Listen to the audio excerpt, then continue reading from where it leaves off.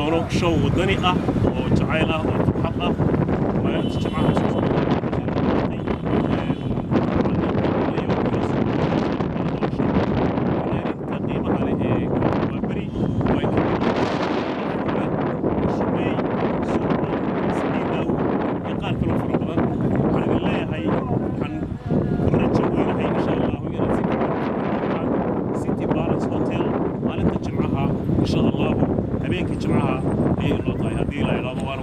magaalada Muqdisho dhex joogo waan idin jecelahay idinkuna waa mahadsantihiin in badan waxaan salaamayaa telefishinada iyo raadiyaasha iyo website-yada kulli dhamaantood gruba.com wariye Ismaaciil iyo inta kameramanka everything